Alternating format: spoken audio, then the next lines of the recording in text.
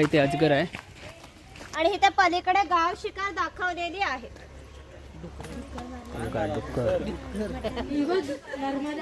त्यांच्या पाच चामड्याच्या वाहना, हातात घुंगराची काठी आणि खांद्यावर फाटकी घोंगडी या वेशभूषेमध्ये येत असत.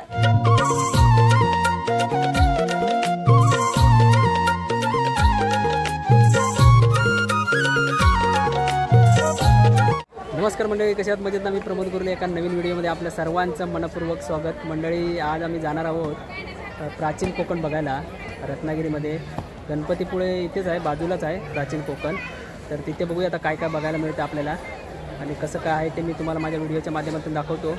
आणि व्हिडिओ शेवटपर्यंत बघा आणि चॅनलवरती नवीन असेल तर सबस्क्राईब करा. चला आता जाऊया.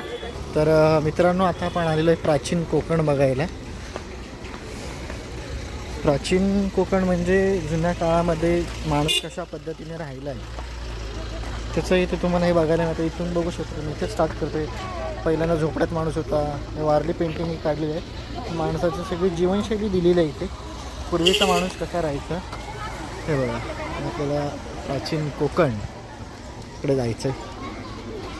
या चला. तर आतमध्ये आल्यावरती तुम्हाला हे बघा, हे इथे एक तिकीट काउंटर आहे. ते तिकीट काढावी लागते. ते बघा, आता आपण प्राचीन कोकण बघायला चाललो. आतमध्ये एंट्री करतोय. छत्रपती शिवाजी महाराजांची सुंदर अशी प्रतिमा इथे. प्राचीन कोकण मध्ये आपलं स्वागत करते. Konkan tourism development research centre ही आमची संस्था आहे. या ठिकाणी पर्यटनातून रोजगार निर्मिती हा विषय घेऊन आम्ही इथे काम करत आहोत. विविध धार्मिक ग्रंथांचा अभ्यास करून आम्ही इथे नक्षत्र बाग तयार केली. प्रत्येकाचा जन्म नक्षत्रानुसार एक वृक्ष आराध्य वृक्ष म्हणून मानला जातो. त्याची पूजा अर्चा केल्यास त्या व्यक्तीला धन, सौख्य, आरोग्य प्राप्त होते. बाहेर आम्ही बोर्ड लावलाय. एक्झिट करताना बोर्ड तुम्ही पाहू शकता.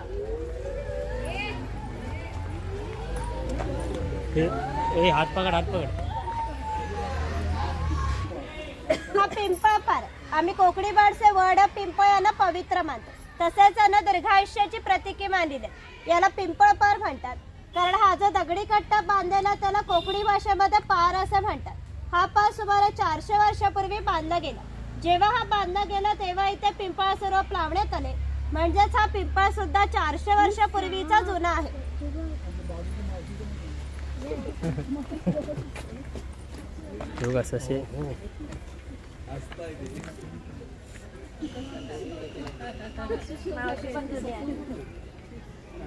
शिलालेख आहे. या शिलालेखावर लिहिलेली कविता कवी माधव येडे 100 वर्षापूर्वी लिहिली. चिपळूण येथे झालेल्या पहिल्या कोकण मराठी साहित्य संमेलनामध्ये या कवितेला कोकणची प्रातिनिधिक कविता म्हणून स्वीकारण्यात आली. यामध्ये नंदनवन शब्द आला आहे. नंदनवन या शब्दाचा अर्थ आहे की स्वर्गातील इंद्राची बाग ही जितकी सुंदर आहे तितकेच आपले कोकण ही सुंदर आहे. ही गुहा काळाचे प्रतीक आहे. गुहेच्या अलीकडे आहे वर्तमान काळ, तर गुहेच्या पलीकडे 500 वर्षापूर्वीचा भूतकाळ. इथून पुढे पाहणार आहात 500 वर्षापूर्वीची कोकणी माणसं कशी राहत, त्याची समाज रचना, ग्राम रचना, खाद्य संस्कृती, परंपरा इत्यादी कशा होत्या. गुहेतून येताना सगळ्यांनी वाकून यायचं आहे. वाकून या पुढे. संकेत खाली आपल्याला काय वाकायची गरज लाईट लावा.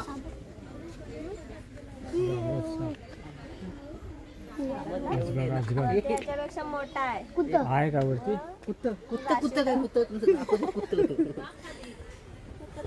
काहीतरी विचारलं ना, तुमचं कुत्त करते. पुढे सरका. पुढे पुढे या.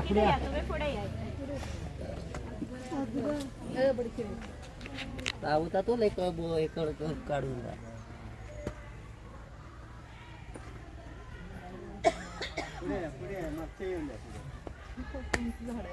आले काय पुढे आले का सगळे. हे कोकमचं झाड आहे. याला जी फळे येतात त्यापासून कोकम सरबत तर कोकम आगा तयार केले जाते. तसेच यांच्या बियांपासून तेल तयार केले जाते. यांचा वापर कैलाचिवासारख्या क्रीम मध्ये सुद्धा केला जातो.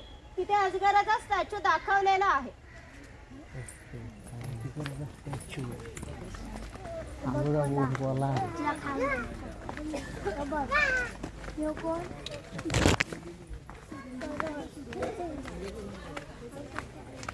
शाळेची आठवण येते आहे ना.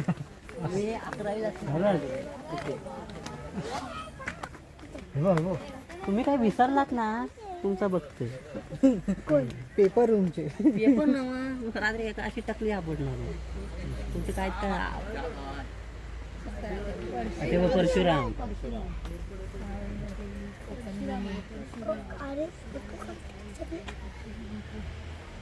हे आहेत भगवान परशुराम. आपल्या पुराणामध्ये असा उल्लेख झालाय की हजारो वर्षापूर्वी भगवान परशुराम होऊन गेले. त्यांनी संपूर्ण पृथ्वी जिंकून घेतली आणि जिंकून घेतलेली पृथ्वी त्यांनी दान केली. दान केलेली कोणतीही गोष्ट आपण स्वतःसाठी वापरत नाही, परंतु त्यांना राहण्यासाठी भूमी आवश्यक होती. आपण ज्या ठिकाणी उभे आहोत त्या ठिकाणी हजारो वर्षापूर्वी समुद्र होता. त्यांनी त्याचे शुद्ध केले व 40 ते 50 किलोमीटर पाठीमागे ढकलले आणि या सुंदर कोकण प्रदेशाची निर्मिती केली. म्हणून या प्रदेशाला परशुराम भूमी असेही म्हणतात. कोकणामध्ये लाल रंगाचा जांभा नावाचा दगड मिळतो. त्या जांभ्या दगडापासून हा जो पक्का रोड बांधला आहे त्याला कोकणी भाषेमध्ये पाखाडी असे म्हणतात. ही पाखाडी सुमारे 400 वर्षापूर्वी बांधली गेली. पूर्वी ती गणपतीच्या देवापर्यंत होती. काळाच्या ओघात ती नष्ट झाली. आज ते आपल्याला प्राचीन कोकणमध्ये शिल्लक राहिलेली पाहायला मिळते. पूर्वी सामान्यपणे अशा पाखाड्या ग्रामदेवतेकडे जाण्यासाठी बांधल्या जात असत. आपण सुद्धा या पाखाडीने प्राचीन कोकणमधील ग्रामदेवतेकडे जाणार आहोत.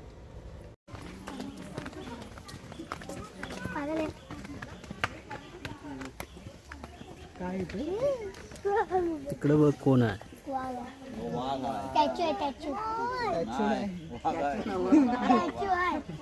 अरे जित्ता आहे तू आता इथे वाघ आणि वाघाची गुहा दाखवली आहे आणि इथे पलीकडे गाव शिकार दाखवलेली आहे.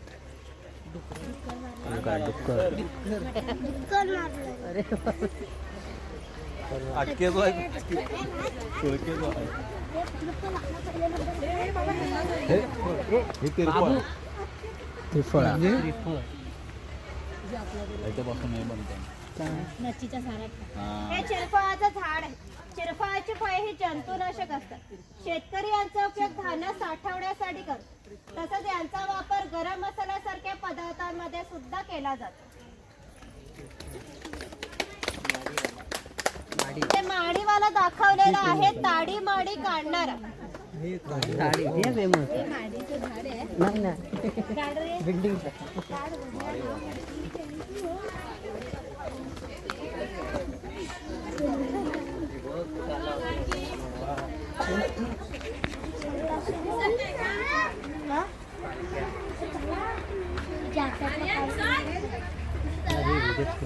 जुन्यातलं मंदिर आहे.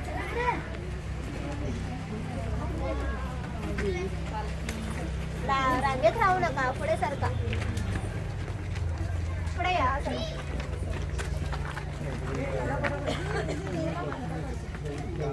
सरका पुढे. हे ग्रामदेवतेचं मंदिर आहे. पूर्वी धार्मिक संस्था गाव नियंत्रित करत असे. गावातील गावकरी येथे एकत्र येत असत. गावातील जर 2 व्यक्तीचे भांडणे झाले तर सगळा गाव इथे एकत्र येऊन गाव प्रमुख त्यांच्यासमोर न्यायदान करीत असे.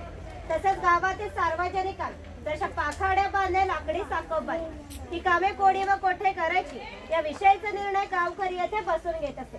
आणखी एक महत्वाचं वैशिष्ट्य म्हणजे जगभर अशी प्रथा आहे की प्रत्येक जाती धर्माचे लोक हे आपापल्या देवाकडे जातात व देवाचं दर्शन घेतात. आपण कोकणी माणूस पण वर्षभर देवाचं दर्शन घेतो. पण जेव्हा आपल्याकडे शिमगा हा सण असतो तेव्हा हा देव या पालखीमध्ये घरोघरी नेला जातो.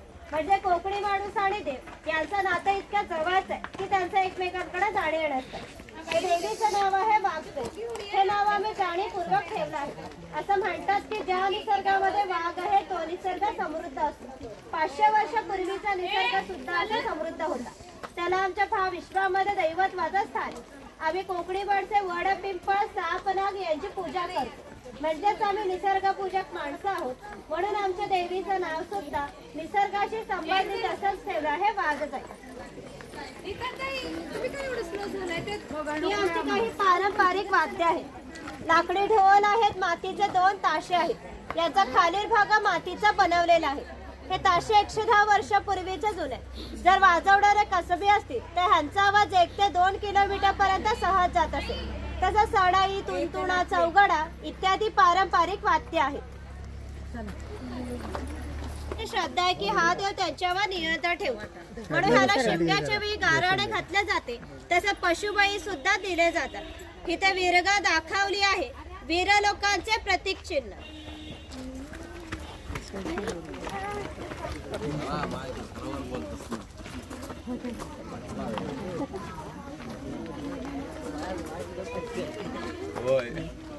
कडक लक्ष्मी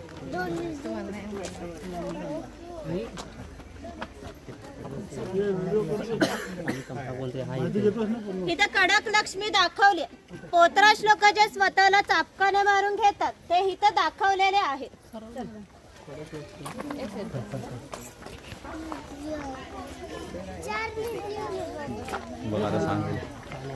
खाली जायला भेटेल काय हा कोळी समाज आहे. कोळी समाजाचे लोक समुद्राच्या इतका जवळ राहतात की समुद्राच्या भरतीचे पाणी हे त्यांच्या घराला लागून जाते. एवढी छोटी होडी घेऊन हे लोक 8 ते 10 तास खोल समुद्रामध्ये मासेमारी करतात. कधी कधी समुद्राच्या उसळ्याला लागतात. हे त्याच्या होडीपेक्षाही मोठे असतात, तरी ते कुशलतेने होडी वल्लवतात आणि पहाटेच्या वेळी घरी परत येतात.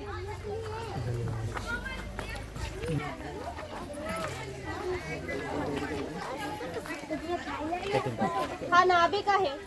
कोकणामध्ये 12 बलुतेदार पद्धत अस्तित्वात होती. म्हणजे नाभिक, सुतार, चर्मकार, कासार हे प्रत्येकाच्या घरोघरी जाऊन सेवा पुरवत असत. त्या बदल्यात त्यांना पैसे नव्हे तर केवळ धान्य मिळत असे.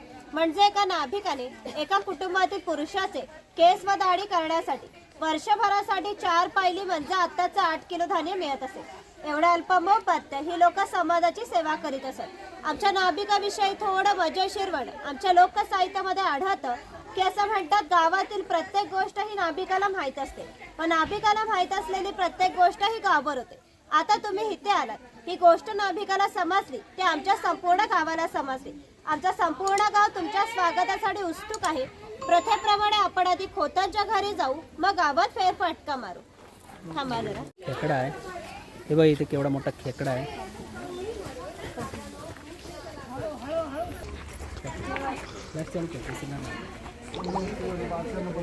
हे खोत आहे. राजाच्या गावातील थेट प्रतिनिधी म्हणजे खोत.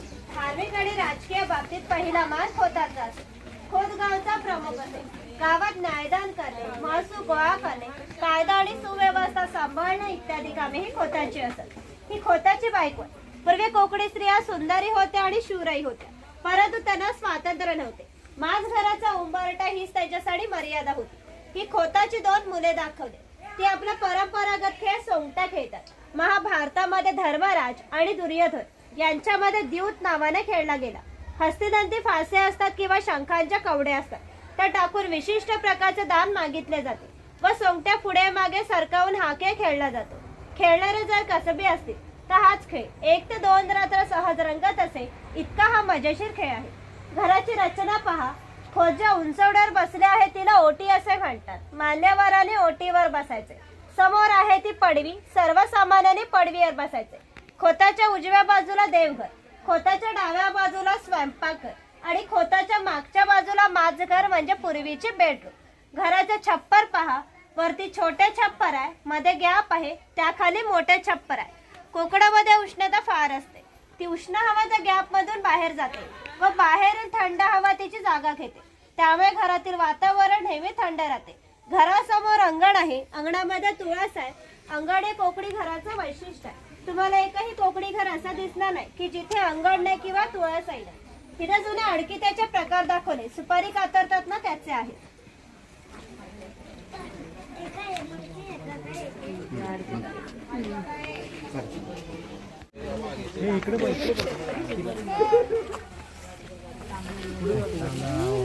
बालडे बिल्डे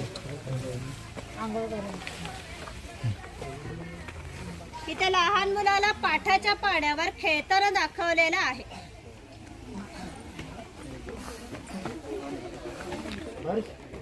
छोटी आई मोठी आई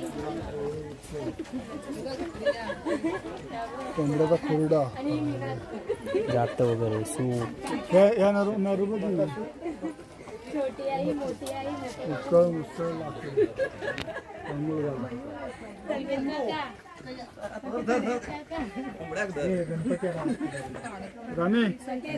हा शेतकरी आहे. याचा गवताचं घर व्हायच्या अपुऱ्या कपड्यावर जाऊ नका. हा आमच्या गावातील एक महत्वाचा उत्पादक घटक होता.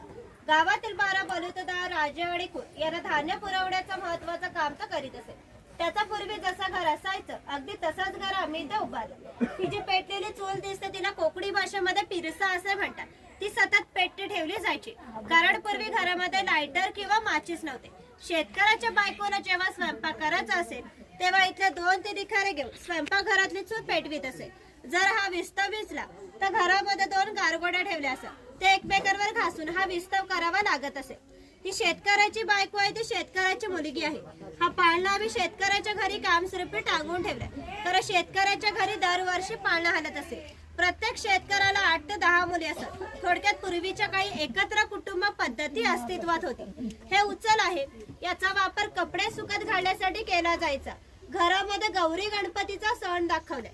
त्या साईडला पांगुळगाडा दाखवलाय आणि वरती घोडा गाडी दाखवलेली आहे. कोंबडो कोंबडो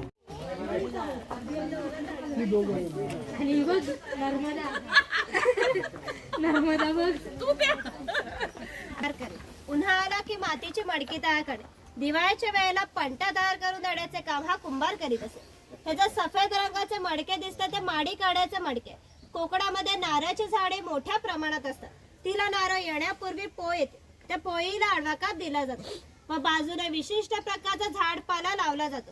तो पाला आतील माडी शोषून घेतो व थेंब थेंब गाळणारी माडी हे मडके वरच्यावर लावून साठवली जाते. काळाच्या ओघात 12 बलुतेदाराचे व्यवसाय नष्ट झाले, परंतु माडी काढाचा व्यवसाय अजूनही चालू आहे.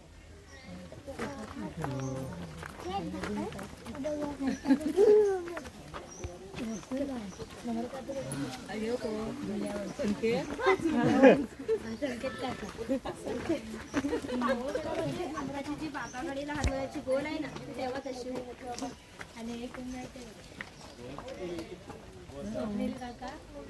हा सोनार आहे. सोनार हा गावातील महत्वाचा घटक होता. गावातील महिलांना लागणारे दागिने व विविध देवी देवतांना लागणारे दागिने हा सोनार बनवून देत असे. शिमगा व नवरात्र अशा अन्नवी ग्रामदेवतेला दागिने घालण्याचा मान हा सोनाराचा असेल. चौल, राजापूर, दाभो या कोकणातील बंदरांना 5000 वर्षापूर्वीचा इतिहास आहे. या बंदरांमधून भारतीय व्यापाऱ्यांनी जगाशी व्यापार केला. इथून निर्यात होणाऱ्या वस्तूंमध्ये हस्तकौशल्याच्या वस्तू, हस्तदंती वस्तू, शंख शिंपले, तलम कापड या सर्व वस्तूची निर्यात हा वाणी करीत असे. त्या बदल्यात संपूर्ण जगातून भारतात सोने येत असे. भारताने जे सुवर्णयुग अनुभवले त्यांची प्रवेशद्वारे ही कोकणची बंदरे होती.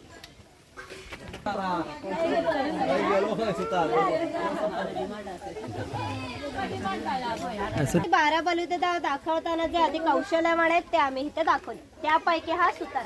सुताराचं खरे काम शेतकऱ्याला लागणारी लाकडी अवजारे बनवून देणे. हा सुतार सावंतवाडीतला सुतार.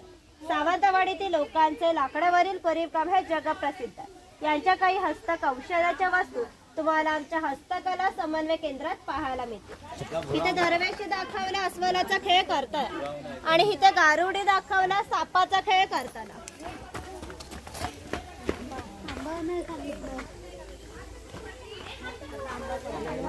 ह्यो पण सुतारच आहे. लोहार ह्यो लोहार.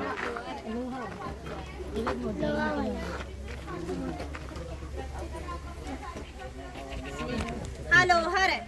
ज्याप्रमाणे शेतकऱ्याला लागणारी लाकडी अवजारे बनवून देण्याचं काम सुतार करीत असे, त्याचप्रमाणे त्यांना लोखंडी अवजारे बनवून देण्याचं काम हा लोहार करीत असे.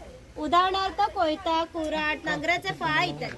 500 वर्षापूर्वी कोकणाची राजकीय स्थिती अस्थिर होती. बरेचसे लोक हे सैन्यांमध्ये होते. त्यांना लागणारी लोखंडी ढाली आणि तलवारी बनवून देण्याचे काम हा लोहार करीत असे. त्याचं वैशिष्ट्य असे की अजूनही कोकणातील खोत आणि मराठा यांच्याकडे काहीशे वर्षापूर्वीच्या तलवारी. त्यांना अजूनही गंज आल्या नाही. दर दसऱ्याला त्यांची पूजा केली जाते.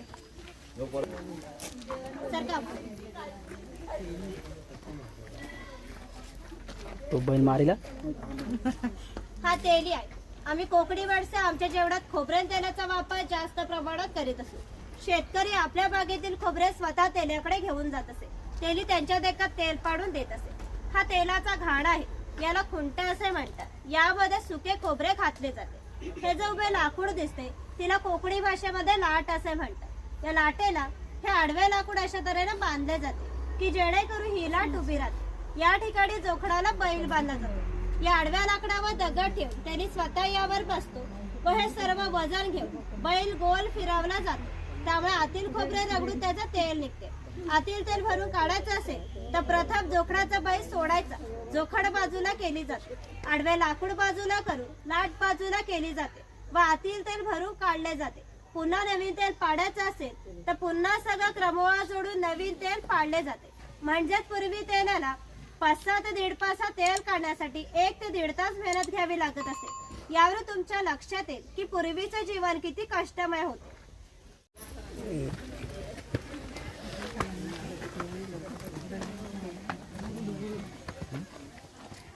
हा बुरुड आहे. पूर्वी प्रत्येक व्यवसाय हा जातीने होता. व्यवसाय निवडीचे स्वातंत्र्य नव्हते. प्रत्येकाला आपापल्या जातीचा व्यवसाय करावा लागत असे. बांबूच्या वस्तू बनवून देण्याचे काम हा बुरुड करीत असे. हे सूप आहे. ती फुलांची परडी आहे आणि ही रोवळी आहे. हिचा उपयोग धान्य धुण्यासाठी किंवा आजही धार्मिक कार्यात केला जातो.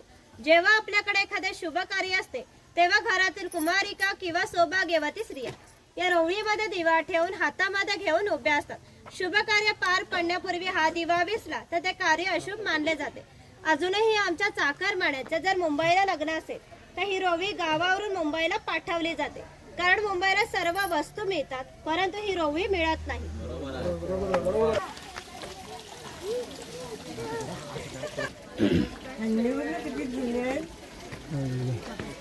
अशी वरतीच पहा म्हणजे सगळ्यांना समजेल. तुम्ही ह्या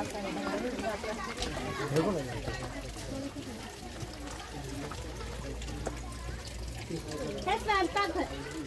पूर्वी घरामध्ये दगड मातीच्या वस्तू असतात. त्याच्या जातडीसारखे दिसतं तिला घिरट असे म्हणतात.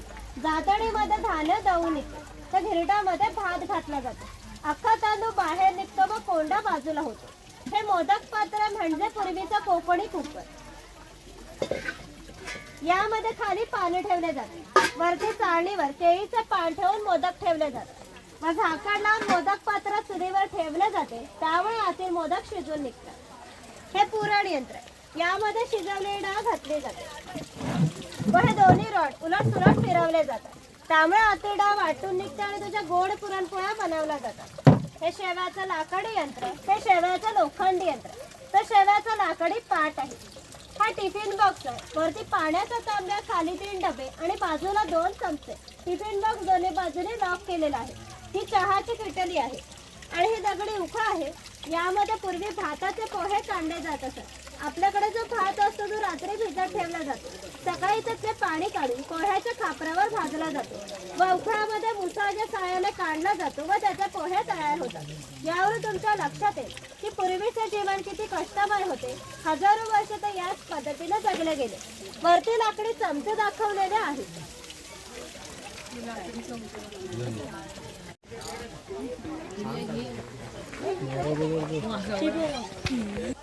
मला जायचंय.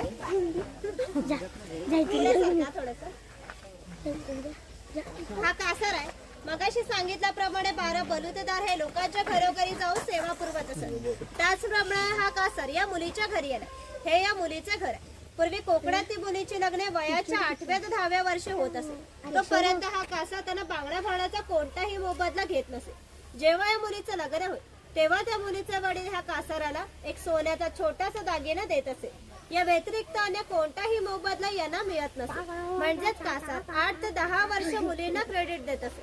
म्हणजेच पूर्वीची समाज रचना ही एकमेकाच्या विश्वासावर आधारलेली होती. थोडक्यात 12 बलुतेदार आपले काम कोणत्याही नफ्या तोटाचा विचार न करता केवळ कर्तव्य म्हणून करीत असे.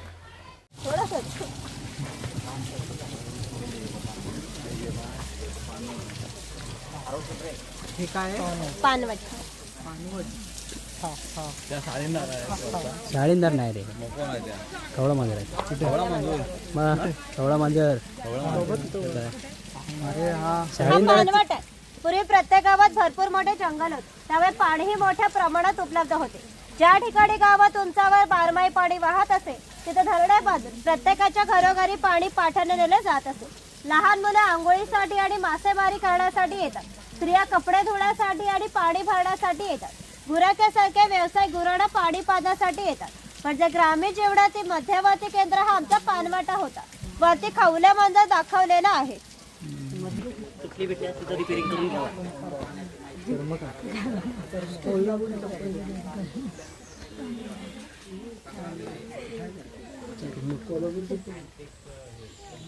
हा चर्मकार आहे. चामड्याच्या वस्तू बनवून देण्याचे काम हा चर्मकार करीत असे. याच्या जोडीला आणखी एक प्रसंग सांगतो जो 500 वर्षापूर्वी घडला. इथून 80 किलोमीटर अंतरावर महालेश्वर नावाचं देवस्थान आहे. एका पर्वतामध्ये एक मोठी गुहा आहे. त्या गुहेमध्ये शंकराची पिंड आहे.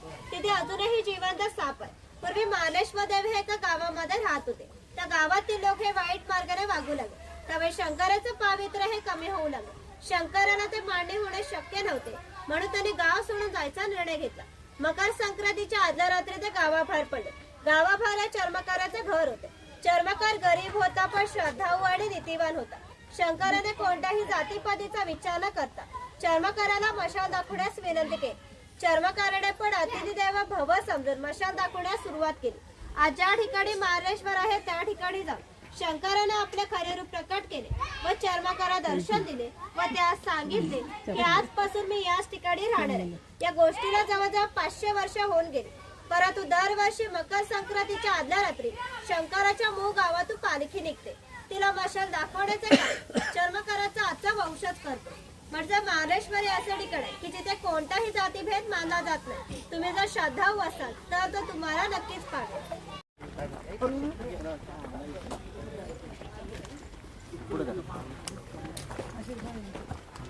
हे बघ ते मार्लेश्वर प्रतीक दाखवलेलं आहे. हे पडलू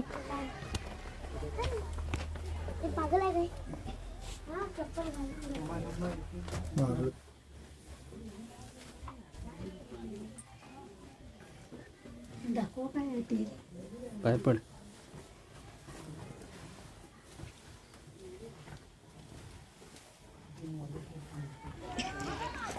हा धनगर आहे. धनगर या मराठी शब्दाचा अर्थ की ज्याच्याकडे भरपूर धन आहे. पूर्वी हा धनगर समाज इतक्या दुर्गम ठिकाणी राहत असे की त्यांचा पहिला बस स्टॉप देखील 10 ते 12 किलोमीटर अंतरापर्यंत असतो. हे लोक ज्यावेळी गावामध्ये येत असत त्यावेळी त्यांच्या पायात चामड्याच्या वाहना, हातात घुंगराची काठी आणि खांद्यावर फाटकी घोंगडी या वेशभूषेमध्ये येत असत. असे असले तरी प्रत्येक धनगर 100 ते 125 गाई, 5 ते 25 म्हशीचा मालक असे. प्रत्येक गाई म्हशीची किंमत 8 ते 10 हजारापर्यंत असते. या सर्वाची जर विक्री करायचे म्हटले तर त्यांची किंमत काही लाखात जात असे. एवढा धन संपत्तीचा मालक धनगर होता. वरती बकरीची गोठी दाखवली. जंगली श्वापदापासून संरक्षण होण्यासाठी ती इतक्या उंचावर बांधली आहे. त्याच्या आतमध्ये 2 बाबूच्या मध्ये फॉट आहे. त्यांनी केलेला मैला त्यातून बाहेर पडत असे. छपराची रचना जरी ओबडधोबड असली तरी कितीही पाऊस पडला तरी पावसाचे पाणी आतमध्ये जात नाही.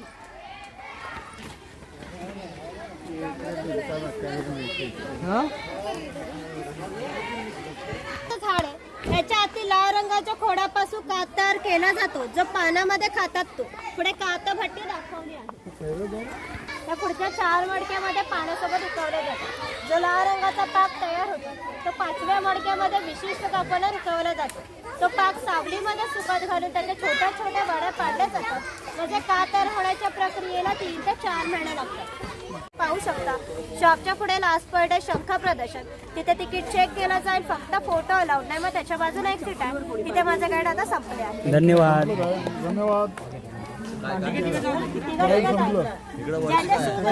फक्त चप्पल काढून जा. आम्हाला एवढं हे दिलं.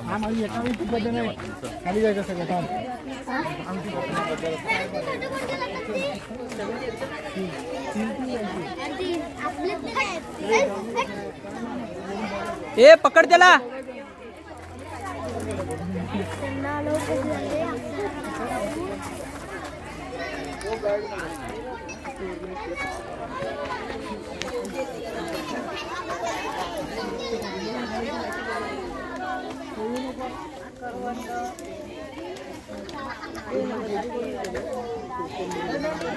मंडळी इकडे बघा लहान मुलं सुद्धा शाळेतली सहल आलेली आहे.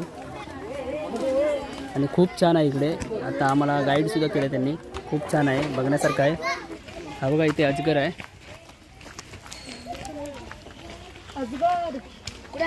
तो काय, हे बघा शंख, जलपरी. मंडळी व्हिडिओ कशी वाटली कमेंट करून सांगू शकता. लाईक करा, शेअर करा, सबस्क्राईब करा. चला तर भेटूया पुढच्या एका नवीन व्हिडिओमध्ये लवकरच.